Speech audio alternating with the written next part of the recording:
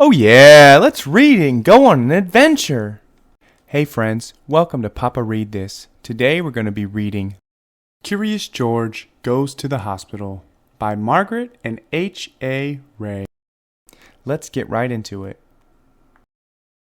This is George. He lived with his friend, the man with the yellow hat. He was a good little monkey, but he was always curious. Today, George was curious about the big box on the man's desk. What could be in it? George could not resist. He simply had to open it. It was full of funny little pieces of all sorts of shapes and all sorts of colors. George took one out. It looked like a piece of candy. Maybe it was candy. Maybe he could eat it. George put the piece in his mouth, and before he knew it, he had swallowed it. A while later, the man with the yellow hat came home. "Why, George," he said, "I see you have already opened the box with the jigsaw puzzle. It was supposed to be a surprise for you. Well, let's go to work on it." Finally, the puzzle was finished. Well, almost finished. One piece was missing. The man looked for it everywhere, but he could not find it. "That's strange," he said. "It's a brand new puzzle. Well, it cannot be helped. Maybe we'll find it in the morning. Let's go to bed now, George." The next morning, George did not feel well. He had a tummy ache and did not want to eat his breakfast. The man was worried. He went to the telephone and called Dr. Baker. "I'll be over as soon as I can," said the doctor. First, Dr. Baker looked down George's throat and felt his tummy. Then he took out his stethoscope and listened. "I'm not sure what's wrong," he said. "You'd better take George to the hospital and have an x-ray taken. I'll call them and let them know you are coming." "Don't worry, George," said the man when they were driving to the hospital. "You have been there before, when you broke your leg. Remember how nice the doctors and nurses were?" George held his big rubber ball tight as they walked up the hospital steps. A nurse took them down a long hallway to a room where she gave George something to drink that looked white and tasted sweet. "It's called barium," the nurse explained. "It helps the doctors find out what is wrong with you, George." In the next room stood a big table, and a doctor was just putting on a heavy apron. Then he gave the man one just like it. George was curious. Would he get one too? No, he did not. "You get on that table, George," the doctor said. "I'm going to take some x-ray pictures of your insides." He pushed a button and there was a funny noise. "There, now you may get up, and we will have the x-rays developed right away." "Now let's see. There was something there that should not be," said the doctor when they were looking at the x-rays. "Why, that looks like—" "I think that must be the piece that was missing in our jigsaw puzzle yesterday," said the man. "Well, well, well," said the doctor. "At least we know now what is wrong with our little patient. I'll tell Dr. Baker right away. George will have to stay at the hospital for a few days. They'll put a tube down his throat to get the piece out. It's only a small operation. I'll call a nurse and have her take you to the admitting office." Many people were waiting outside the office. George had to wait too. "Look, Betsy," the woman next to him said to her little girl. "There is Curious George." Betsy looked up for a moment, but she did not even smile. Betsy had never been to a hospital before. She was scared. Finally, it was George's turn. A pretty young nurse took him to the next room. My, how many rooms and how many nurses there were! One nurse wrote down a lot of things about George, his name and his address and what was wrong with him. Another nurse put a bracelet around his wrist. "It has your name on it, George," she said, "so that everybody knows who you are." Then the pretty young nurse came back. "My name's Carol," she said. "I'm going to take you to your room now. We call it the children's ward, and put you to bed. There will be lots of children to keep you company." And so it was. There were a lot of children in the room. Some were up and around. Others were in their beds, with a doctor or nurse looking after them. Dave was having a blood transfusion. Steve had his leg bandaged and was sitting in a go-kart. Betsy was in bed looking sad. George got the bed next to Betsy. George was glad when he was in bed at last. His tummy was hurting again. The man sat with him for a while. "Now I have to leave you, George," he finally said. "I'll be back first thing in the morning before they take you to the operating room. Nurse Carol will tuck you in when it's time to sleep." Then he left. George just sat there and cried. As he had promised, the man was back early next morning. The nurses were keeping George very busy. One nurse was taking his temperature, one was taking his blood pressure, one was giving him a pill. "To make you sleepy, George," she said, and one was getting ready to give him a shot. "It's going to hurt, George," she said, "but only for a moment." She took his arm and George let out a scream. "But the needle hasn't touched you yet," said the nurse, laughing. "There, now it's done. That wasn't so bad, was it?" No, it really was not. And anyways, it was over now. By the time the attendant came with the stretcher to wheel him to the operating room, George was getting sleepy. He tried hard to stay awake. He was curious to see what would happen next. He could see a big table with bright lamps over it and doctors and nurses all around.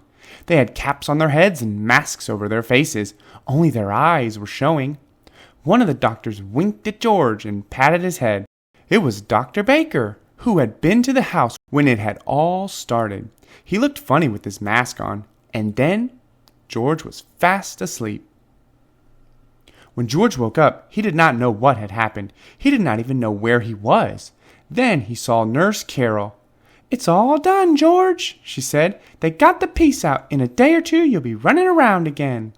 The man had brought him a picture book, but George felt sick and dizzy. His throat was hurting too. He was not even curious about the new book. He closed his eyes again. "Well, let him sleep," said Nurse Carol. "The more he sleeps, the better." The next morning George felt better. He even ate a dish of ice cream. Dr. Baker came to see him, and the man, of course, came too. Betsy was watching him from time to time. She seemed a little less sad, but she still did not smile. Steve wheeled his go-kart over to George's bed. "Tomorrow I can get up and try to walk," he said. "Boy, I can hardly wait." "I'll take you to the playroom now, George," Nurse Carol said the next morning, "and in the afternoon your friend will come and take you home." The playroom was full of children. A lady was showing Betsy how to use finger paint. There were all sorts of things to play with, even a puppet theater. And that was just the thing for George. He had 4 hands, so could handle 4 puppets at the same time.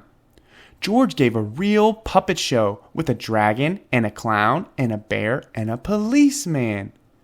The children laughed and shouted, and even Betsy for the first time smiled a little. There was a TV set in the playroom and also a record player. George was curious. If he climbed on the record player and turned the switch, would it go round and round like a real merry-go-round?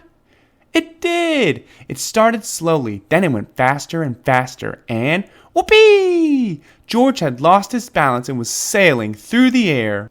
Luckily, George landed on a soft cushion. The children cheered and Betsy smiled again. George was so funny. But then the play lady picked George up.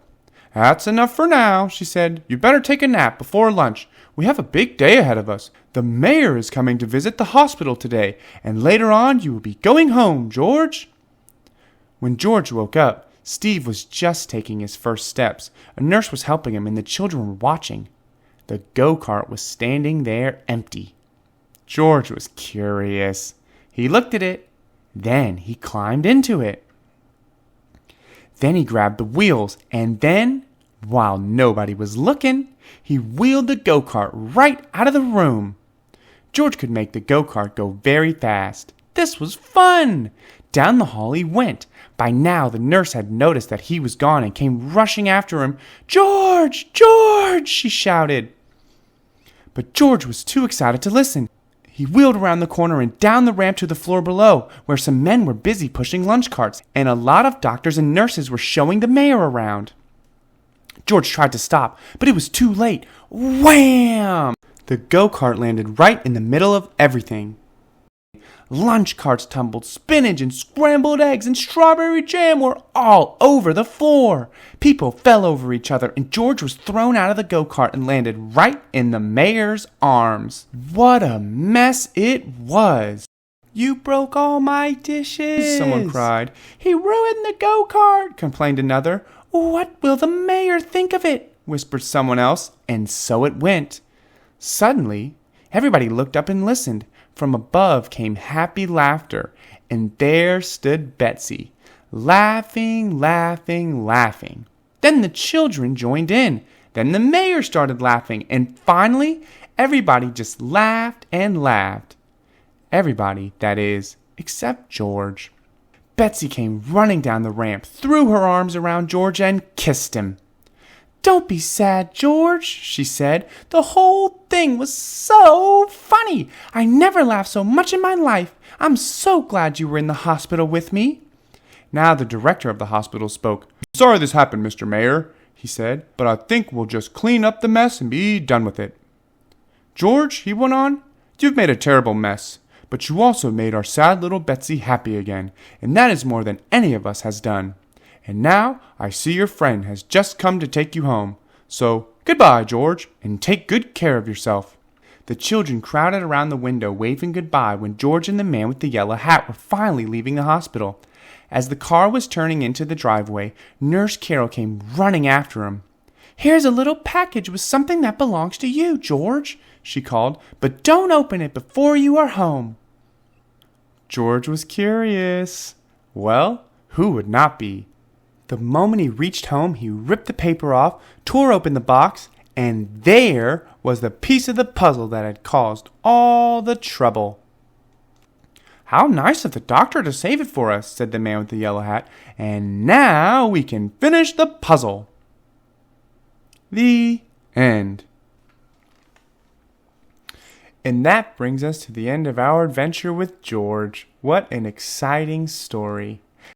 I hope you enjoyed joining me today as we followed Curious George's journey. If you had a great time, remember to give this video a thumbs up and consider sharing it with your friends and family who also might love this mischievous little monkey. If you'd like to explore more enchanting stories like this, make sure to subscribe to our channel and hit that notification bell so you never miss any of our future adventures together. Also, if you'd like to add this book to your collection at home, you can find the link to purchase it in the description below. Thank you so much for joining me today and being part of our reading journey. Remember, books have the power to inspire curiosity and imagination. So keep exploring new stories, keep learning, and we'll meet again in our next captivating tale. Until then, take care and happy reading.